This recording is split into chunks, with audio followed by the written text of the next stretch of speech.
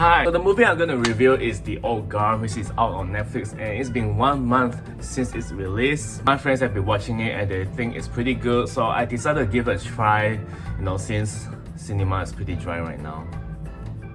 So starting with the things I like, I think the action pieces are really good, it's well choreographed.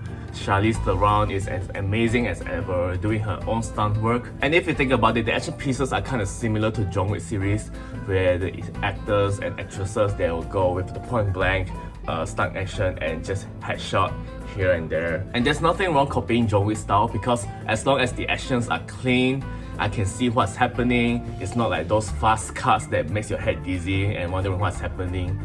So yeah, I quite enjoyed the action pieces. Coming back to Charlize Theron in this movie, I think she's a very badass character.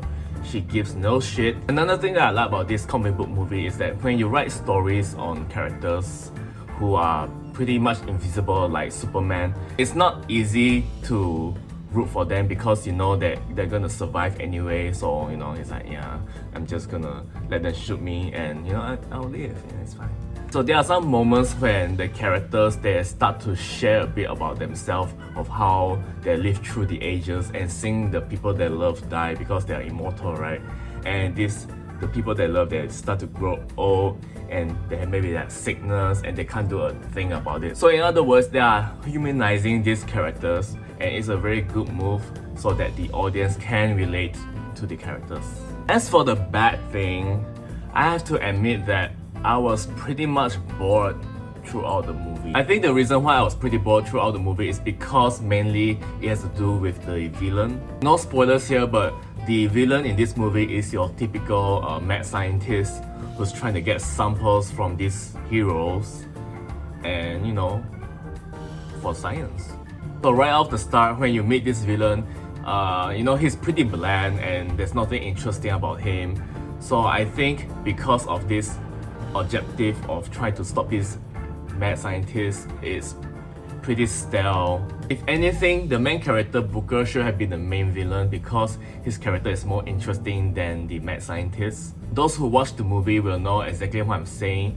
Booker has some struggles, trying to help people, but he's at the wrong side of the team. This movie is also 2 hours, so because of the sequence of some really cool action sequence, and you have some touching moments here and there, and then you get back to this boring mad scientist stuff that's happening throughout the movie. I kind of struggled to get my attention to the movie, and yeah, that's why I was bored. Another thing that got me quite annoyed was whenever there's a cool action sequence playing in the movie, for some reason the director and editor, they just like to put modern music into it. And there are plenty of action scenes in the movie, and if I'm not wrong, you can have at least 5 music videos from the movie, which is kind of insane. Like, it really reminds me of the movie Suicide Squad, where they try to put so many music in the background, try to be edgy and hip and cool. And I think it just doesn't work with The Old Guard.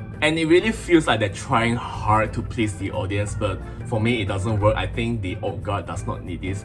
It needs its own style, and I do not know, from an editing point of view, I don't know what Old Guard is trying to be. Personally, I think this movie is just okay. I don't know why my friends think it's amazing.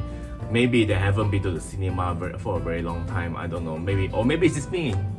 If you watch the movie, let me know in the comments below on what you think, and if there's any movie that you want me to review, let me know. Yeah. Goodbye!